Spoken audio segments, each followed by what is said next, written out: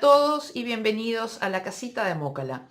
Hoy vamos a tener el video de presentación del tutorial de la primera serie de donuts de Navidad en el que vamos a aprender a realizar esta belleza de proyectos. Miren qué cosita más linda.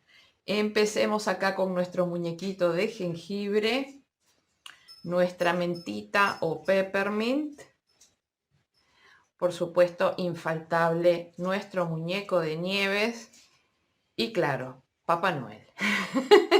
No podía faltar Papá Noel. Miren qué cositas más adorables. Por supuesto, se pueden emplear para una decoración por sí sola, poniéndolos en un centro de mesa. Tenemos la alternativa con este hermoso cordón de poderlos colgar del arbolito de Navidad.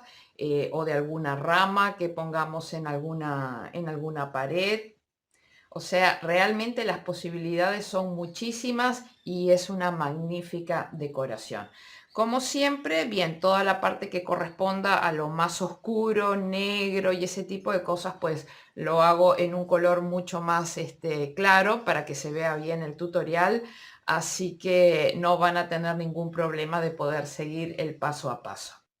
Vamos a hablar un poquito de las características de nuestro proyecto. La donut base mide 12 centímetros de diámetro. Y bueno, después obviamente el agregado de accesorios, gorritos y ese tipo, lazos y ese tipo de cosas, pues lo hacen mucho más grande en algunos de los casos, ¿bien? Pero como base las donuts miden 12 centímetros. Bien amigos, este es un tutorial de pago. Aquí en la caja de descripción del video van a encontrar toda la información de precio y forma de pago que como siempre es exclusivamente a través de PayPal. Aquellos que no tengan una cuenta de PayPal siempre pueden pedirle a algún familiar o conocido que tenga cuenta en esa plataforma que les realice el pago. Lo que sí tienen que contar es con una cuenta de YouTube, ya que la visualización de los videos de los tutoriales de pago es en forma privada en mi canal. Me encantaría contar con la presencia de todos ustedes para disfrutar de este magnífico proyecto y así de a poco nos vamos metiendo en el mood navideño.